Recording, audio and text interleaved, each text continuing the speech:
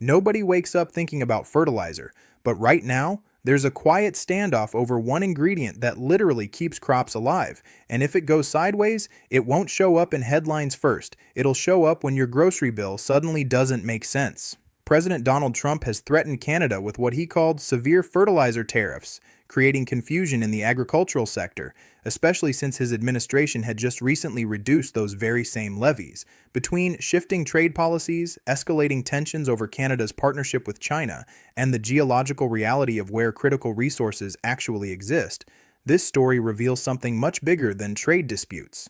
It reveals how dependent the entire American food system is on a single input that most people have never heard of. Most people have never heard of potash, and yet it sits invisibly inside almost every meal you eat, because it's one of the three core nutrients that modern agriculture cannot function without, working alongside nitrogen and phosphorus to push yields to the scale required to feed a country the size of the United States. And without it, yields don't just dip slightly. They collapse in ways that turn profitable farms into loss-making operations almost overnight. This isn't theoretical or exaggerated. Agronomists have been clear for decades that potassium deficiency weakens plant structure, reduces resistance to drought and disease, and ultimately cuts output so sharply that large-scale farming simply doesn't work the way it does today. The structural problem for the United States is not new, and it's not political in origin. It comes down to something far more stubborn: geology. The country simply doesn't sit on large, high-quality potash reserves that can be mined at the scale required to sustain its agricultural output.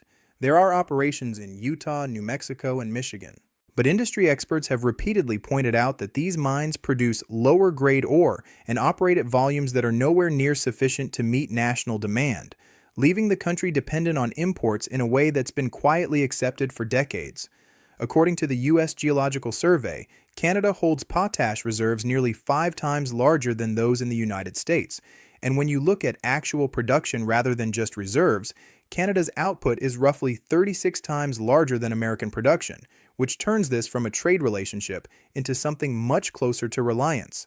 By 2024, around 85% of U.S. potash imports were coming from Canada, according to the Fertilizer Institute. And depending on how you measure different time periods and flows, that number can climb to nearly 90%, which effectively means that the vast majority of American crop production is tied to a single external supplier located just across the northern border. The alternatives that exist on paper, mainly Belarus and Russia, are not realistic substitutes in the current geopolitical climate, especially after 2022 reshaped global trade flows through sanctions and political risk, leaving Canada not just as a major supplier, but as the supplier that occupies this space almost by default. This dominance isn't marginal, and it isn't recent. Canada accounted for more than 32% of global potash production in 2023 and over 41% of global exports, with Saskatchewan acting as the center of this entire ecosystem. 11 active mines in Saskatchewan produced an estimated 21.9 million metric tons of potash in a single year. One company alone, Nutrien, the largest potash producer and exporter in the world, controls 6 of those mines and sold more than 14.4 million metric tons in 2024, supplying over 40 countries and reinforcing the idea that this isn't just a regional advantage, but a global one that's deeply entrenched. When you combine that scale with geography, the picture becomes even clearer. Canadian potash doesn't need to cross oceans or navigate complex shipping routes to reach U.S. farms. It largely moves by rail across a shared border, keeping transportation costs relatively low compared to any overseas alternative. That advantage matters more than it might seem at first glance, because once you introduce long-distance shipping into the equation, the cost structure changes immediately. And in agriculture, where margins are already tight, even small increases in input costs can ripple outward in ways that are impossible to absorb. That's exactly why the tariff decisions that began in February 2025 created such immediate tension inside the agricultural sector. When the Trump administration imposed a 25% tariff on Canadian fertilizer imports, it wasn't just a policy move, it was a direct hit to the cost structure of farming itself. The backlash from farm groups and industry associations was swift and intense, forcing a reduction to 10%. But even that lower rate didn't eliminate the problem. It only softened it slightly, because when you're dealing with a supply chain of this scale, even a 10% increase compounds across millions of tons. At the time, potash prices were sitting around $450 per ton, based on Illinois production cost reports from early 2025, which means a full 25% tariff could have added more than $100 per ton, a number that's not abstract when multiplied across the volumes required for planting season. And even at 10%, the added cost still pushes farmers into tighter margins that they cannot easily escape. What makes this situation particularly difficult is that unlike many other traded goods, the exporting country doesn't necessarily absorb the cost increase, because Canada holds the leverage in this relationship. And with no viable alternative suppliers at scale, the cost pressure moves almost entirely in one direction. Industry voices have been blunt about this reality. Analysts like Josh Linville from StoneX have explained that potash operates under a different dynamic compared to other tariff goods because the usual mechanisms that distribute cost increases across supply chains don't apply in the same way when one side has such overwhelming control over supply. Farmers feel that pressure directly. And as Bob Thompson of the Michigan Farmers Union put it, they have no mechanism to recover those costs because crop prices are set by global markets, not by the producers themselves. This creates a squeeze that's already visible in the data, especially when you consider that fertilizer accounts for about 45% of operating expenses for U.S. corn farmers and between 30% and 45% for farmers across different commodities. Which means any increase in fertilizer prices hits one of the largest cost components in the entire system. At the same time, U.S. agriculture has been entering the 2025 and 2026 seasons with declining farm income, particularly for field crops like corn, where prices have been depressed for 3 consecutive years, leaving farmers with very little room to absorb additional costs. The numbers reflect this pressure clearly. The U.S. Import Price Index for chemical fertilizers rose from 164.5 in December 2024 to 186.5 in September 2025, marking a significant increase over just 14 months. And importantly, this wasn't driven by weather disruptions or global shortages, but by the tariff structure applied to a critical input. That distinction matters because it shows how policy decisions can have the same impact as supply shocks, even when the underlying availability of the resource hasn't changed. At the same time, efforts to reduce dependence through domestic production are moving forward, but at a pace that doesn't match the urgency of the situation. Building new potash mines isn't something that happens quickly. These projects require years of development, massive capital investment, and complex infrastructure. A proposed mine in Osceola County, Michigan, for example, could eventually produce 800,000 tons per year, but it depends on a $1.1 billion federal loan and would still take years before reaching meaningful output, which means it can't solve short-term supply risks. This gap between policy ambition and operational reality is where the real tension lies, because while governments can announce plans to reshore production, the agricultural calendar doesn't wait. Farmers must make purchasing decisions months in advance of planting, locking in costs based on current market conditions. That means the impact of these decisions isn't something that shows up years later. It's felt immediately, during the very next planting season. And while all of this is unfolding, Canada isn't standing still. New projects like BHP's Jansen mine in Saskatchewan are set to begin production in 2026, adding even more capacity to an industry that already dominates global exports. And importantly, that new supply is being positioned for global markets beyond the United States, including Europe, Asia, and South America. This diversification matters because it reduces Canada's reliance on a single buyer, while leaving the United States just as dependent as before, if not more so, creating a dynamic where leverage shifts further north, even as demand remains locked in place. That shift becomes even more significant when you look at how the United States has been trying to create alternatives. One of the most overlooked developments came in December 2025, when a deal was struck with Belarus that barely registered in public discussion, despite its potential impact on global fertilizer markets.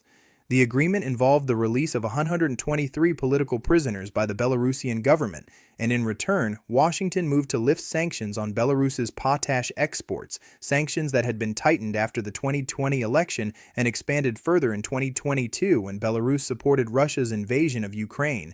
At first glance, that might seem like a diplomatic maneuver, but the underlying motivation is far more practical, because Belarus is one of the few countries in the world capable of supplying potash at meaningful scale, and reopening that channel gives the United States a potential fallback option in a market where options are extremely limited. The problem, however, is that geography doesn't cooperate with strategy. Belarus is thousands of kilometers away, and replacing Canadian supply with Belarusian imports introduces a completely different cost structure, driven by ocean shipping, port handling, and long-distance inland transport. This is where the economics become unavoidable. Canadian potash moves largely by rail across a shared border. Belarusian supply would need to travel roughly 20,000 kilometers, first by sea then across U.S. infrastructure, which adds layers of cost that cannot be ignored. Those additional costs don't stay contained within the supply chain. They move outward, affecting farmers first and eventually reaching consumers, because agriculture operates on margins that don't allow for sustained absorption of higher input prices. And this isn't just a U.S. problem. When supply chains shift globally, the effects spread across multiple markets, especially in a commodity as concentrated as potash, where three countries, Canada, Russia, and Belarus, control about 80% of global supply. That level of concentration works efficiently when trade flows smoothly, but it becomes a vulnerability when geopolitical tensions disrupt access, as seen during the pandemic and after the invasion of Ukraine, when sanctions removed a significant portion of global supply from the market almost overnight. The result of those disruptions was predictable. Whenever potash becomes harder to access, prices rise, farmers cut back on usage, yields decline, and the impact eventually shows up in food prices, creating a chain reaction that connects geopolitical decisions directly to grocery bills. This is why potash is often compared to oil or semiconductors in terms of strategic importance, even though it receives far less public attention. Because unlike technology or energy, it's tied directly to the basic necessity of food. What makes this situation even more complex is that there is no substitute for potash in modern agriculture. While farmers can adjust application rates or experiment with different practices, there's no alternative input that can replicate its role in plant health, stress resistance, and yield optimization. That lack of substitution removes a key pressure valve that exists in other markets, where rising prices can push demand toward alternatives.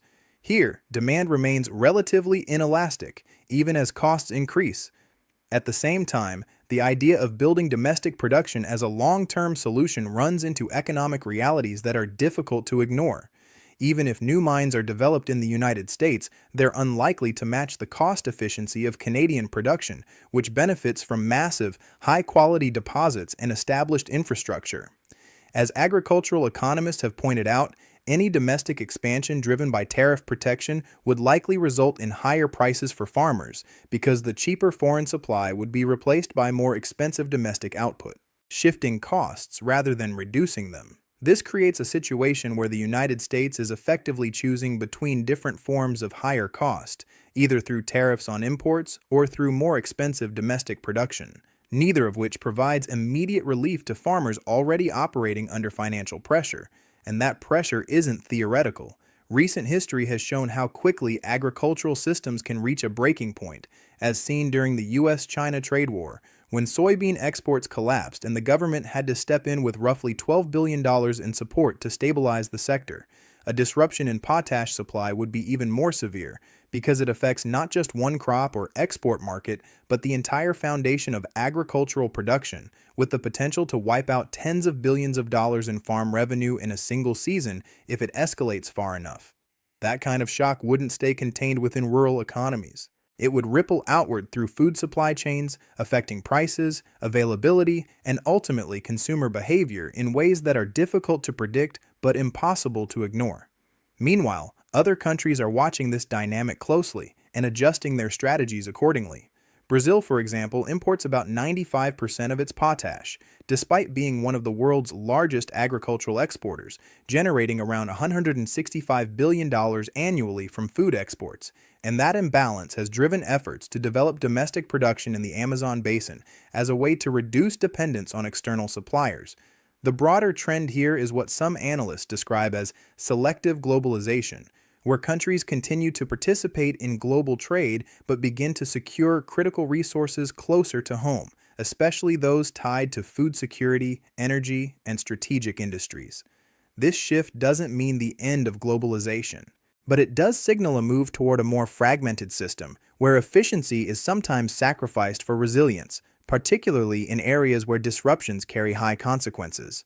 In the case of potash, that fragmentation could lead to higher prices globally because transportation distances increase, supply chains become less efficient, and producers redirect output toward markets that offer better margins or lower political risk. For Canada, this means expanding exports beyond the United States, leveraging its position as the holder of one of the largest and most accessible deposits in the world. For the United States, it means navigating a future where its reliance on external supply remains largely unchanged, despite efforts to reduce it. And all of this is happening against the backdrop of ongoing trade negotiations, including the potential renegotiation of the Canada-United States-Mexico agreement, where potash could emerge as a more central issue than it has been in the past, precisely because its importance is becoming harder to ignore. What was once treated as just another commodity is now being recognized as a critical input with strategic implications, not just for agriculture, but for national stability and economic resilience. The question now isn't whether potash matters, because that's already been established. It's how countries choose to manage their dependence on it in a world where supply chains are increasingly shaped by politics as much as by economics. For American farmers, the reality is immediate and unavoidable. Planting decisions can't wait for policy clarity. And every increase in input costs feeds directly into the calculations that determine what gets planted, how much gets produced, and ultimately how much it costs to feed a nation. And for everyone else watching this unfold, the bigger question is, how much of the modern food system rests on assumptions that are only now being tested? Because if something as fundamental as fertilizer supply can become a point of tension, it forces a reconsideration of how secure that system really is. So the next time you see food prices moving in ways that don't quite make sense, it might not be weather or demand driving the change. It might be something far less visible, buried deep underground in Saskatchewan, quietly shaping the outcome. Now I want to hear what you think. If a single input like potash can have this kind of impact on global food security, do you think countries should push harder for domestic production, even if it costs more? Or does it make more sense to rely on global trade and accept the risks that come with it? And more importantly, do you think most people even realize how dependent the food system is on something they probably never heard of? Make sure you subscribe and stick around, because stories like this are the ones that end up affecting everyday life the most, even when they start far away from the spotlight.